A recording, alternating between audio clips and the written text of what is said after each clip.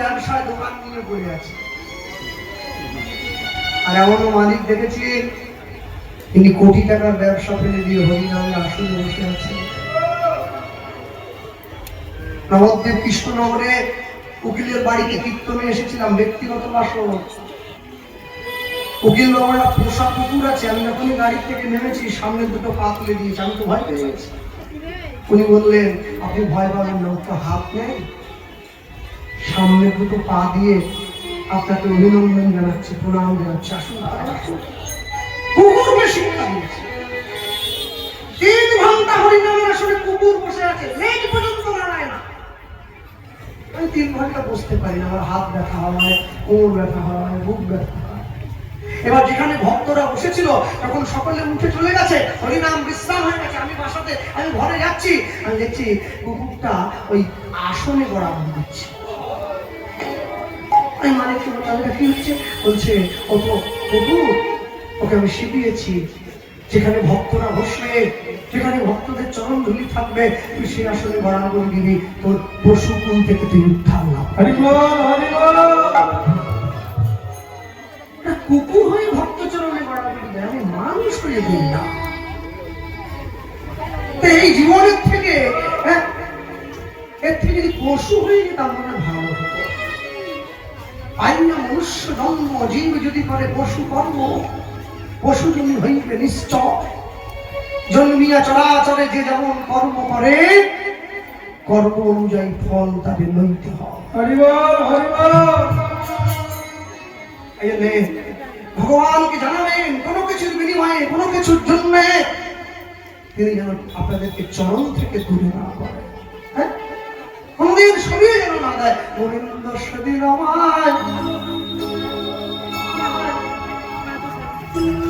আমায় ফাঁকি দিও না, গোবিন্দ আমায় সেদিন ফাঁকি দিও না। বৃন্দাবনের গরুগুলো বলছে গোবিন্দের বেনুধ্বনি শুনে, গোবিন্দ সেদিন আমায় ফাঁকি দিও না,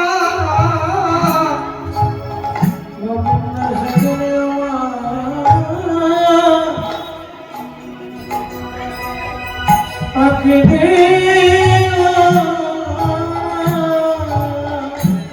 এই সংসারী জীব যেমনি ভাবে,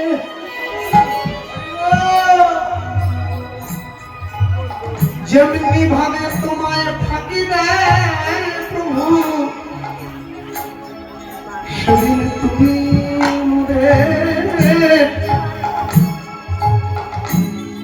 মোদের ফাঁকি দিও না।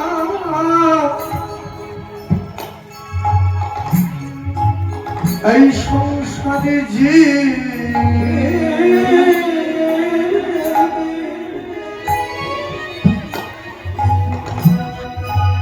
ফাঁকি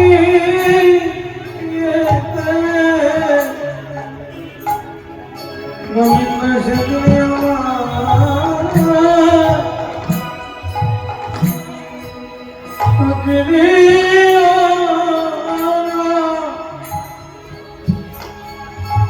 এই সংসারে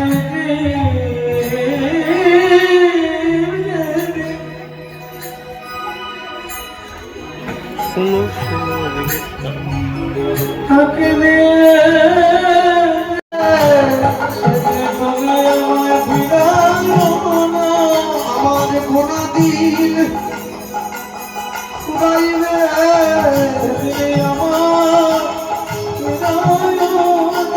আমি আর কিছু চাই না দয়া, আমায় রেখো তোমার চরণ তলে, আমায় খাই দিও অন্তিম কালে, বলি হে আমার শ্রী গোবিন্দ, আমি আর কিছু চাই না দয়া।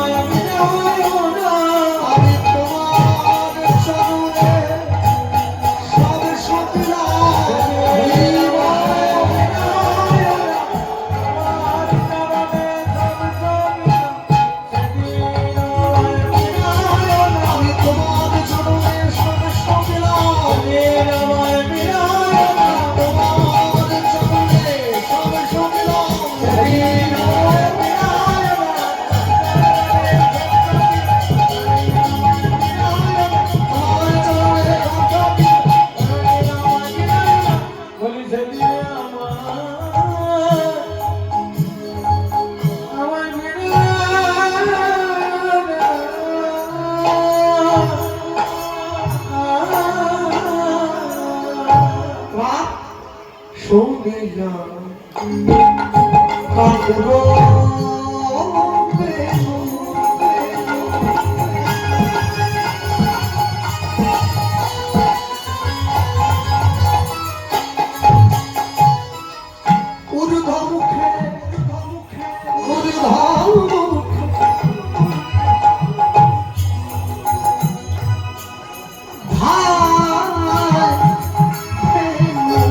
কাকুর শুনিয়া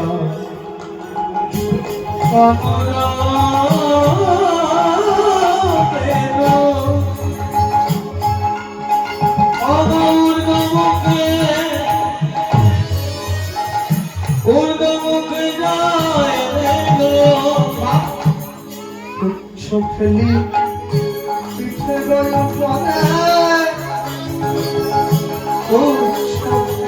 পিঠে গো পুত্র ফেলে পিঠে নয় পুত্র ফেলে পিঠে নয় সকল গাভীগণে গিয়ে গোবিন্দের চারদিকে গোল করে ঘিরে দাঁড়িয়েছে। এখন গোল করে ঘিরে দাঁড়ালো, কি হলো? তাকে দেখুন না সঙ্গে। হ্যাঁ, আজ আপনি গোবিন্দের চারদিকে গোল করে ঘিরে দাঁড়িয়েছে। তারা গোবিন্দের বংশের ধ্বনি শোনা মাত্র গোবিন্দের চারদিকে এসে দাঁড়িয়ে তাদের দুগ্ধস্থলী পড়ে বটে প্রেমের তরঙ্গ উঠে স্নেহাভিষাঙ্গ চাপে ভিজায়ে দিলবে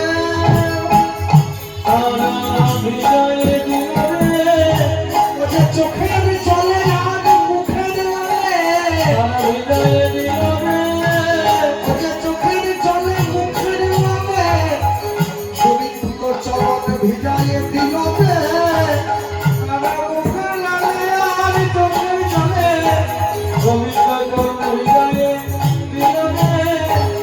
তোমাদের পশু কেউ বলো না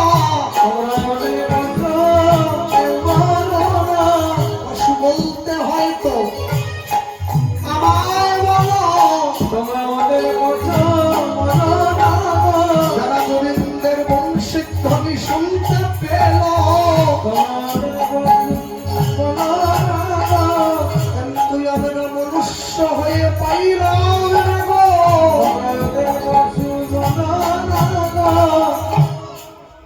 বৃন্দাবনের গাভীগুলো পর্যন্ত গোবিন্দের বেণুধ্বনি শুনতে পায়, আমি মানুষ হয়ে শুনতে পাই না।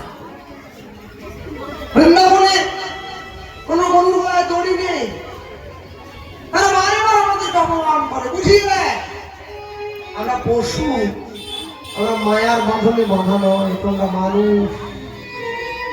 সংসারের দড়িটা গলায় করে ঘুরে বেড়াচ্ছ, স্ত্রী একবার টানে, ছেলে একবার টানে, মেয়ে একবার দড়ি নিয়ে ঘুরে বেড়াও। জিহার আলসে জি রীতি উতি ধায় শিষ্ণুবর পরায়ণ কৃষ্ণ নাহিবায়। কুকুরের যখন খিদে পায়, কুকুর শ্মশানে গিয়ে মরা হাড় দিয়ে চিবায়, শুকনো হাড়, হাড়ের খোঁচা লেগে কুকুরের মুখ থেকে রক্ত বেরিয়ে যায়, নিজের রক্ত নিজে খায়, মনে মনে ভাবে রক্তের থেকে লঞ্চা লঞ্চা স্বাদ পাওয়া যাচ্ছে।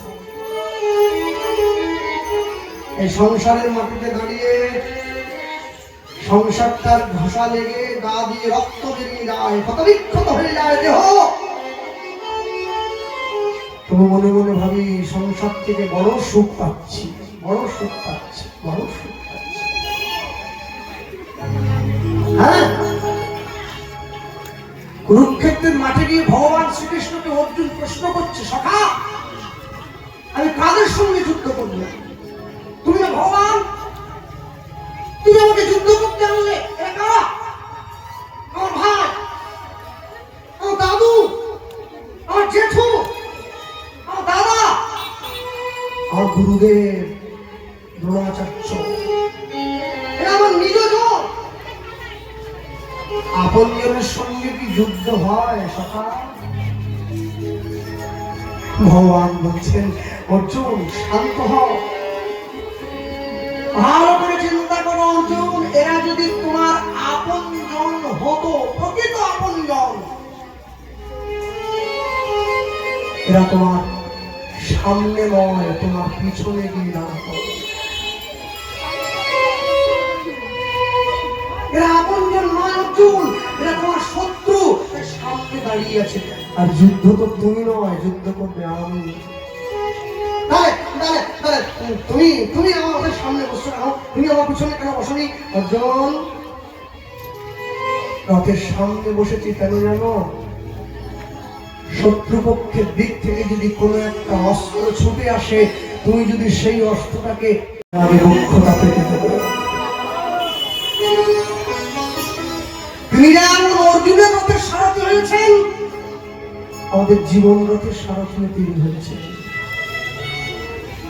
এই রথ থেকে তিনি নেমে যাবেন, যুদ্ধ শেষ হয়ে যাবে, এই দেহটা শ্মশানে নিয়ে চলে যেতে হবে। প্রতি বছর পুরীর জগন্নাথের রথ হয়, 206টা কাঠ দিয়ে জগন্নাথের রথটা তৈরি করা হয়। 206টা কাঠ। মানব দেহ তৈরি হয় 206টা হাড় দিয়ে। ওই রথ থেকে জগন্নাথ নেমে গেলেন,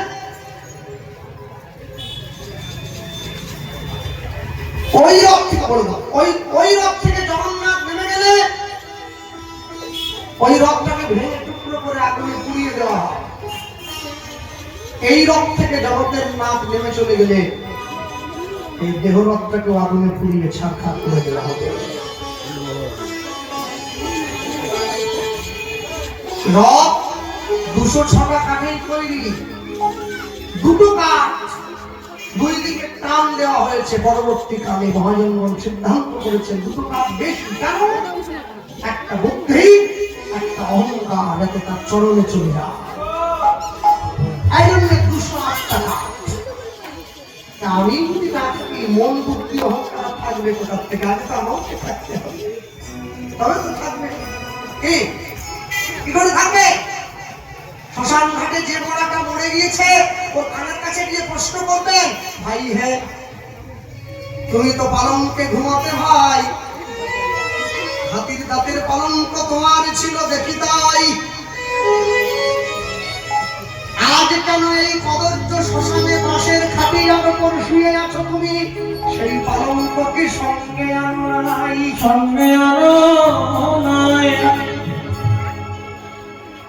তুমি ঠান্ডা ঘরে ঠান্ডা মেশিন চালিয়ে ঘুমোতে,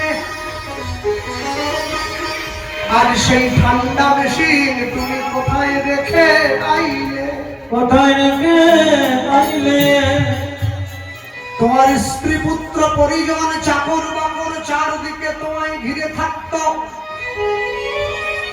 আজ যদি তুমি চেয়ে দেখতে দেখতে তোমার পাশে কেউ তো নাই, কেউ তো নাই।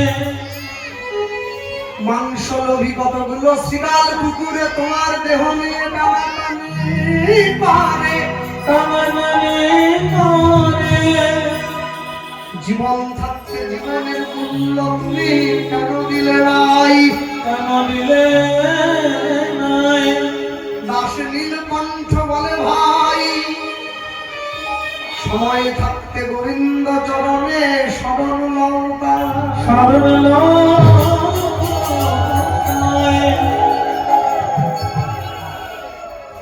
সময় থাকতে ওরে মূঢ়মন ভজ ফেল রাধা গোবিন্দ চরণ। ভক্তমন্ডলী মায়েরা, সকলকে সাজিয়ে এইবারে ঘরে ফেরার পালা। ওর সাথে কান্তি অনুপম আগে ধায় রুদ্ধে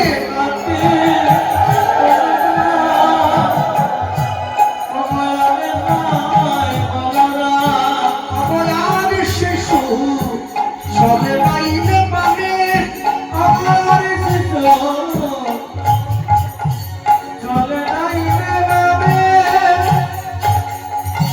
সুদাম সুদাম আছে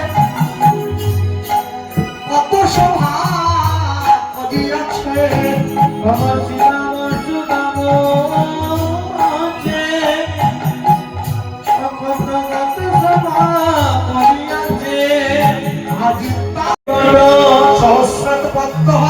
সহস্রের দল মধ্যে একটা রামেশ্বর গোলকমণ্ডল অবনাশা মূলে দ্বিদল পদ্ম রূপখণ্ড নাকি কণ্ঠ জুড়ে 16 দল পদ্ম প্রভু দিল রাখি হৃদপদ্ম বিরাজিত দ্বাদশ যে দলে কুলকুণ্ডলিনী আছে 10 দল নাভি মূলে নাভির নিম্ন ভাগে এক সরোবর অষ্টদল পদ্ম আছে তাহার ভিতর তার মধ্যে আছে নারী 3.5 কোটি 72,000 নারী তাতে বাঁধায় আছে আটি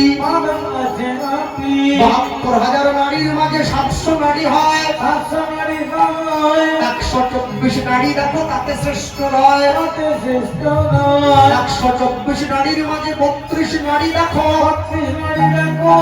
বিশ্বহরি নামে ইহা হইল উল্লেখ এই বিশ্বহরির মাঝে আছে নারী 3 এরা পিঙ্গলায় আর সুষুম্নাতে ভীম বাম ভাগে ইরার গাইবে পিঙ্গলা মধ্য ভাগে সুষুম্না দেখো চক্রাকারে রইল সুষুম্নার মাঝে একটা নারী বাটে রয় বহু নারী কহিলায় আছে তাহার পরিচয় সহস্রের থেকে যে রস ঝরে পড়ে বহু নারীর মধ্যে দিয়া যায় যে শরীরে ওখানে হইতে রস আবার ঊর্ধ্বগামী হয় ওটা গিয়ে কুণ্ডলিনীর শিরে পড়ে ভাই যদি কেউ নিজের আর জিহা উল্টো করে এক বিন্দু দুরূপকৃপায় সেই রস পান করিতে পারে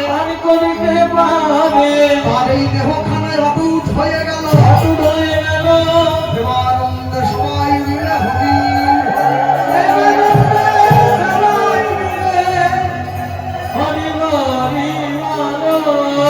এই সেবাকে অন্তরে গোবিন্দ সেবা বলে সাধুজন ওই লোক দেখিয়ে মালা তিলক করলে হয় না গোবিন্দ ভজ গ্রামের কাছে সবে নিজ ধেনু আছে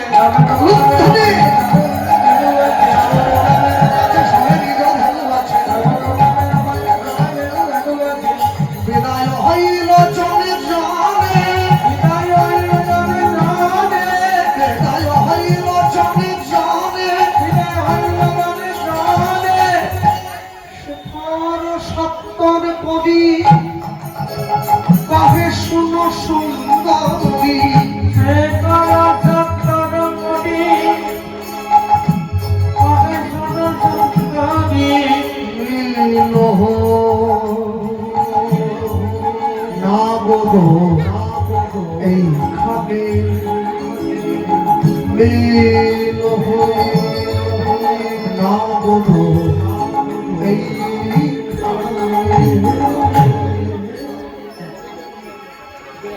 দাঁড়িয়ে রয়েছে গবাক্ষ দরজায় যে ইঙ্গিত দিয়েছিল প্রত্যেকদিন গোবিন্দ আগের দিকে থাকে গরুগুলো পিছন দিকে থাকে আজকে গরুগুলোকে আগের দিকে দিয়েছে তারপরে বড়রা তারপরে সরাগর তারপরে গোবিন্দ কেন ভক্ত যদি আমার কাছে না আসে আমি তো ভক্তের কাছে যেতে পারি এতদিন পর্যন্ত আমি ছিলাম আগে ভক্ত ছিল পিছনে আজকে ভক্ত আগের দিকে দাঁড়িয়ে আছে তো আমাকে পিছনে থাকতে হবে ভগবান বারংবার হেরে যায় এই জন্য আমার গুরুবর্গরা বলতেন দুটো তিনটে জিনিস হরিনামের বাসনে খোলা মঞ্চে মাইকে গাইবে না কোনটা রাস নৌকা বিলাস জয়দেবের গীত গোবিন্দ গোপনে গাও সবাইকে শোনাবার জন্য হ্যাঁ সবাই বুঝবে হ্যাঁ বুঝে